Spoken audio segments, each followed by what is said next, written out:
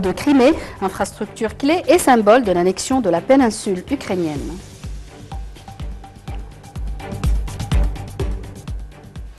Le président Abdel Fattah el-Sisi a jugé important d'emprunter à la tradition du prophète pour relever les défis par un travail inlassable et une lutte acharnée.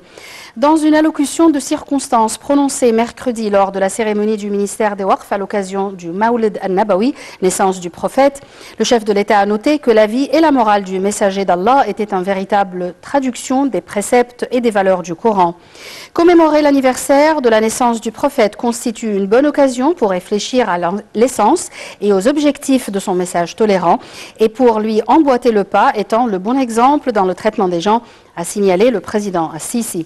Il a affirmé que les Égyptiens poursuivaient le développement et la construction dans une phase très critique qui exige le travail et le dévouement pour atteindre l'avenir escompté, tout en mettant en évidence l'importance du soutien des Égyptiens aux méga-projets nationaux mis en œuvre dans les divers domaines. Le chef de l'État a averti du danger des rumeurs qui constituent un crime contre la sécurité de la communauté, soulignant que ceux qui font répandre ces rumeurs commettent un péché contre eux, même leur religion et leur communauté, et cherchent à semer le chaos et à réunir leur pays. Le président al-Sisi a confirmé en conclusion sa confiance absolue en Allah, le Tout-Puissant, pour aider les Égyptiens à construire leur nouvelle république où tous jouissent d'une vie décente.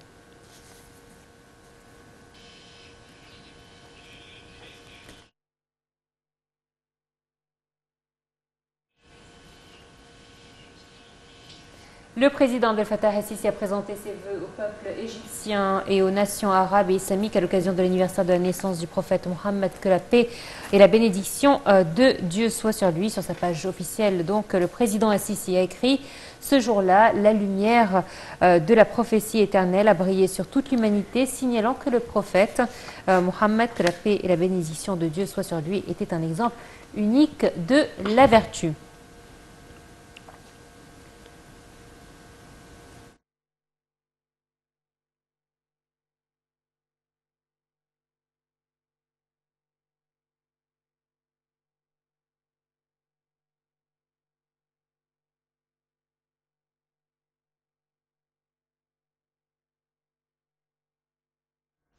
Et justement, le président Abdel Fattah el-Sisi a échangé, comme je vous le disais, des messages de vœux avec les rois et chefs d'État arabes et musulmans à l'occasion du Moulid, fête de naissance du prophète Mohammed. Le chef de l'État a également félicité les musulmans égyptiens à l'étranger à cette occasion et souhaité davantage de progrès et de prospérité pour l'Égypte. Le président el-Sisi a reçu des messages de vœux de hauts responsables de l'État à l'occasion de la fête, souhaitant le bien, la sécurité et la prospérité pour la patrie. Madame Intisar el-Sisi, l'épouse du président Abdel Fattah el-Sisi, a félicité le peuple égyptien et la nation arabe et islamique à l'occasion du Mawlid al-Nabawi. Dans un message sur sa page officielle sur les réseaux sociaux, Madame el-Sisi a félicité le peuple égyptien et la nation arabe et islamique à l'occasion de l'anniversaire de la naissance du noble prophète. Cette occasion bénie dont nous tirons les valeurs les plus élevées de miséricorde, d'amour et de bonne volonté. L'épouse du président a également souhaité prospérité à la patrie.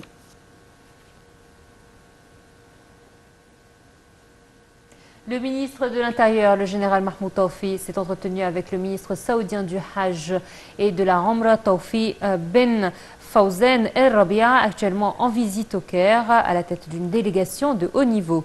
Les deux parties ont examiné les aspects de la coopération entre les deux ministères concernant les procédures d'organisation de la saison du Hajj, alors que le ministre saoudien a exprimé son appréciation pour les efforts et les mesures organisationnelles prises chaque année par le ministère de l'Intérieur pour organiser, préparer et superviser la mission égyptienne du Hajj, ainsi que son aspiration à identifier les obstacles auxquels les pèlerins égyptiens peuvent être confrontés pendant la saison du Hajj.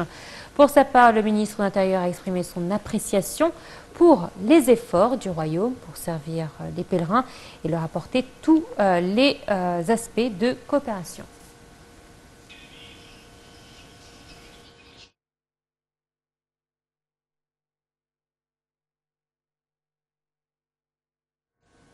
Passons aux territoires occupés.